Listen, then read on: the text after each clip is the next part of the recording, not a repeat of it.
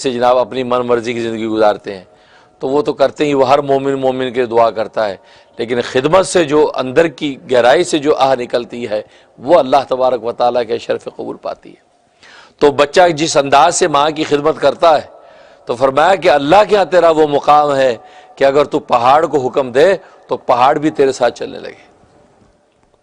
اب یہ لے کے آ گیا گھر، ماں نے کہا بیٹا اب یہ گائے آ تو گئی ہے، اب یہ اگر تو بازار بیچے گا تو کچھ رقم مل جائے گی، تیرا کسب معاش میں سہولت ہو جائے گی، اب تو اس کو منڈی لے جا کر بیچ دے۔ کہا کہ اماں قیمت کتنی رکھوں؟ فرمایا 3 دینار میں بیچ دینا۔ 3 دینار؟ اچھا اس وقت گائے کی عام قیمت مارکیٹ میں 3 دینار ہی تھی، تو 3 دینار میں بیچ دینا، لیکن جو تمہیں خریدار ملے اس سے سودا مکمل کرنے سے پہلے کہنا کہ میں اپنی ماں سے ذرا پوچھ لوں، تو اس کو ٹھہرا دینا، مجھ سے پوچھ کے پھر 3 دینار لے کر دینا گائے، کہ ٹھیک ہے۔ اب یہ چلا گیا، منڈی میں گیا تو ایک شخص آیا، اب ادھر اللہ تبارک و تعالیٰ نے اس کی خدمت گزاری اور اطاعت کا امتحان لینا تھا۔ ایک فرشتہ انسانی شکل میں سامنے آ گیا خریدار بن کے، کہا کہ میاں یہ گائے بیچنی ہے؟ ہاں جی بیچنی ہے۔ کتنے کی؟ 3 دینار کی۔ 3 دینار کی؟ ٹھیک ہے چلو میرے ساتھ سودا کرو۔ کہا کہ ٹھہرو، میری ماں نے مجھے کہا ہے کہ سودا مکمل کرنے سے پہلے میں اس سے اجازت لے آؤں پھر میں تمہیں یہ تھما دوں گا۔ کہا کہ چھوڑو یار، اماں سے کیا پوچھتے ہو، 6 دینار لے لو مجھ سے، گائے میرے حوالے کرو۔ فرمایا کہ تم 6 دینار کی بات کرتے ہو، تم اگر یہ گائے کی کھال پوری سونے سے بھر کے دے دے پھر بھی میں تجھے نہ دوں، میں اپنی ماں سے پہلے پوچھوں۔ انہوں نے کہا ٹھیک ہے چلو پوچھ لو۔ اب یہ آ گیا، کہا کہ اماں اسی طرح ایک گاہک لگا ہے اور وہ اس نے یہ بات ہوئی۔ میں ٹھیک ہے تم جو ہے نا اس کو جو ہے وہ بیچ دو، لیکن یہ ہے کہ 6 دینار میں بیچ دو، لیکن اس کو کہنا کہ میں سودا مکمل کرنے سے پہلے ماں کی اجازت لوں گا۔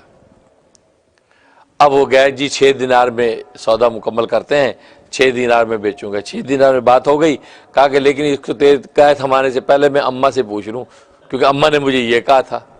اس نے کہا یار چھوڑو، اماں کو کیا پوچھے، میں تجھے 12 دینار دیتا ہوں، تو یار مجھے ابھی گائے تھما اور پیسے لے۔ کہا کہ نہیں، تو اس کی کھال بھر کے بھی اگر جو دینار مجھے سونے دے گا تو میں نہیں لوں گا۔ واپس آ گیا اور آ کے اماں کو کہا کہ یہ بات ہوئی، تو ماں سمجھ گئی کہ یہ اللہ کا فرشتہ ہے۔ کہا کہ بیٹا وہ کوئی عام گاہک نہیں، وہ اللہ کا فرشتہ ہے، تم اس سے یہ پوچھو کہ ہمیں یہ تو مشورہ دے کہ ہم اس گائے کو بیچیں کہ نہ بیچیں، یہ مشورہ، کیونکہ وہ عام کوئی خریدار نہیں، وہ اللہ کا فرشتہ ہے۔ ظاہر ہے کہ مومن کی بصیرت جو وہ پہچان جاتی، اتقوا فراست المومن، صحیح بخاری کی حدیث ہے کہ مومن کی فراست سے ڈرو، فإنہ ینظر بنور اللہ، اس لیے کہ وہ اللہ کی نور کی آنکھ سے دیکھتا ہے۔ اب وہ گیا اور جا کے اس سے کہا کہ میری ماں نے یہ کہا ہے کہ آپ تو اللہ کے فرشتے ہیں، آپ ہمیں یہ ایڈوائز کریں کہ ہم اس کو بیچیں بھی کہ نہ بیچیں۔ اس نے کہا میرا مشورہ ہے کہ نہ بیچیں، ابھی اس کو رکھیں، نہ بیچیں، انشاءاللہ یہ تمہیں بڑا نفع دے گی۔ کہ ٹھیک ہے، یہ واپس آ گئے۔ اب ادھر یہ واقعہ عامیل والا ہوا ہے، ادھر گائے کی تلاش ہو رہی ہے اور وہ سوالات کر رہے ہیں، تو اللہ تبارک و تعالیٰ اس خدمت گزار بچے کی خدمت کی برکت سے وہی شرائط بیان کر رہا ہے جو اس گائے کے اندر ہے۔ گائے زرد رنگ کی ہونی چاہیے، گہرا زرد رنگ ہونا چاہیے، تسر ناظرین آنکھوں کو بھلا لگے، اور وہ جو ہے اس نے کوئی ہل نہ چلایا ہو، پانی نہ نکالا ہو، پوری زرد ہو۔ تو اللہ اس گائے کو دیکھ دیکھ کے اوصاف بیان کر رہا ہے، کیونکہ اللہ نے اس بچے کا بھلا کرنا تھا، یتیم کا۔ دیکھو یہ اللہ کے لطف و عنایت کیسے کام کرتی ہے۔ اب جناب ادھر یہ گائے تلاش کرتے کرتے یہاں اس بچے تک پہنچے، کہا کہ بھی یہ گائے جو ہے، یہ اس میں دیکھا سارے اوصاف موجود ہیں۔ کہا کہ یار یہ تو گائے ہم تو منہ مانگی قیمتوں میں دیں گے۔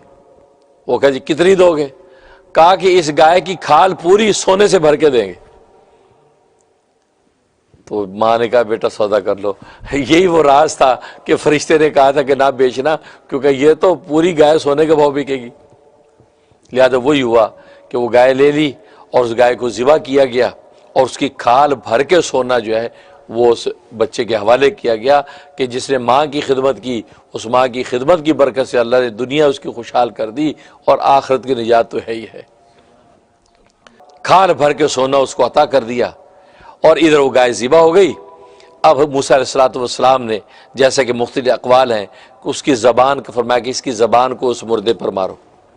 اس کی زبان جب مردے پہ ماری گئی تو وہ کھڑا ہو گیا، زندہ کھڑا ہو گیا، اور اس نے اس بھتیجے کا نام لیا کہ مجھے میرے بھتیجے نے قتل کیا، یہ کہا اور لڑکھڑا کے گر گیا۔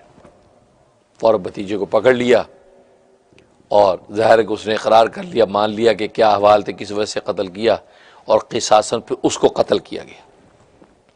اس وقت نبی کریم صلی اللہ علیہ وسلم فرماتے ہیں، اس وقت یہ قانون اللہ تبارک و تعالی بنا دیا کہ قاتل اپنے مقتول کا وارث نہیں ہوگا۔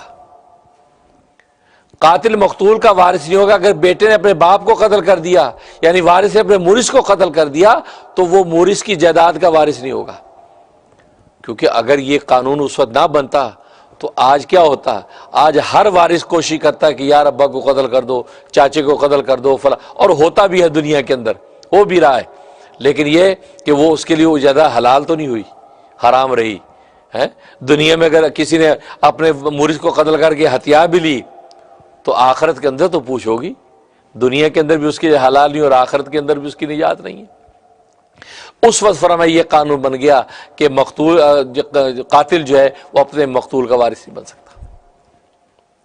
تو اس طریقے سے اس مردے نے بتایا۔ اب یہاں پر سوال پیدا ہوتا ہے کہ یہ ساری کاروائی کرنے کی کیا ضرورت تھی؟ اللہ تبارک و تعالی وحی کے ذریعے سے موسیٰ علیہ السلام کو قاتل کا نام بتا دیتے، یہ فلاں قاتل ہے، اور اس کو پکڑ لیتے۔ یہ گائے ذبح کروائی، یہ پورا ایک جو ہے پروسیس کروایا، آخر اس میں کیا راز ہے؟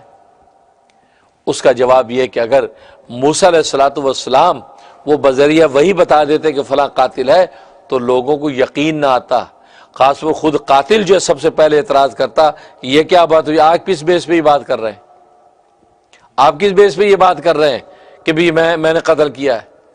وہ اللہ کی وحی کا بھی انکار کرتے، اللہ کی وحی کا بھی انکار کرتے۔ اس لیے اللہ تبارک و تعالی نے ایک ایسے شخص کے ذریعے سے کہ جو عالم برزخ میں چلا گیا، عالم آخرت میں چلا گیا، عالم غیب دیکھ کر آیا ہے، عالم غیب کو دیکھ کر واپس دنیا کے اندر آیا ہے، اس سے جھوٹ کا امکان نہیں ہے، اس سے جھوٹ کا جو ایک کی تہمت اس پہ نہیں لگائی جا سکتی۔ وہ تو عالم غیب سے آ کر اب آپ کو اطلاع دے رہا ہے، لہذا اس کی بات کے اندر صداقت ہی صداقت ہے، اور وحی کے ذریعے سے موسیٰ علیہ السلام کو بتا دیا گیا کہ ہاں یہ بالکل سچ بات کہہ رہا ہے، لہذا اس وجہ سے اس قاتل کو اس کے لیے متعین کر کے اس کو قصاصاً قتل کیا۔ اب دوسرا شبہ یہ ہوتا ہے کہ وہ تو ایک آدمی تھا، اس نے کہہ دیا میرا یہ قاتل ہے، تو گواہی کے جب وہ نصاب تو پورا نہیں ہوا، کم از کم 2 گواہ ہوتے اس کے ساتھ۔ اب اسے کہہ دیا مجھے اس نے قتل کیا ہے، اب یہ تو مدعی بن گیا، دعویٰ اس نے کیا، اور دعوے کو ثابت کرنے کے 2 گواہ چاہیے، تو اس کے ساتھ 2 گواہ ہونے چاہیے تھے، تو گواہ تو 2 ہے نہیں۔ تو یہاں پر اس عدالتی کارروائی کا جو اصول تھا وہ تو پورا نہیں ہوا، اسرار الہی کی بنیاد پر فیصلہ کر دیا گیا، وہ ایک الگ بات ہے، لیکن عدالتی کارروائی کا نصاب تو پورا نہیں ہوا۔ پھر کیسے قصاص بھتیجے کو قتل کر دیا گیا؟ اس کا جواب یہ ہے کہ اصل میں بات یہ ہے کہ عدالتی کارروائی کی ضرورت اس وقت پیش آتی جب مدعا علیہ انکار کرتا، کیونکہ مدعی جب دعویٰ کرتا ہے کہ اس نے مجھے قتل کیا ہے، ٹھیک، اب وہ مدعا علیہ انکار کر نہیں جی نہیں میں نے نہیں قتل کیا، تو اب عدالتی کارروائی شروع ہوتی ہے کہ مدعی سے کہا جاتا آپ گواہ پیش کریں، اگر گواہ پیش نہیں کر سکتے تو مدعا علیہ سے کہتا آپ قسم کھائیں۔ تو یہاں تو یہ ہوا کہ جیسے وہ زندہ ہوا اور اس نے کہا اس بھتیجے نے مجھے قتل کیا، تو بھتیجے سے جب پوچھا تو بھتیجے نے یہ سوچا کہ یہ تو عالم غیب سے واپس آیا ہے، یہ تو عالم برزخ سے زندہ ہو کر واپس آیا ہے، تو بھتیجے نے اقرار کر لیا کہ ہاں یہ صحیح کہتا ہے، میرے سے غلطی ہوئی۔ تو اقرار پر فیصلہ ہوا، شہادت کے حساب پر فیصلہ نہیں ہوا۔ اگر وہ انکار کرتا اب بحث چلتی، اس نے اقرار کر لیا، اور ادھر موسیٰ علیہ السلام کو وحی کے ذریعے سے جو بتلا دیا گیا کہ ہاں یہی قاتل ہے، اس وجہ سے فرمایا کہ یہاں پر جو ہے وہ اس کے قصاص کا فیصلہ کیا گیا، لہذا قصاصاً اس کے بھتیجوں کو قتل کیا۔ اب دیکھیے اس کو کہتے ہیں بدنصیبی۔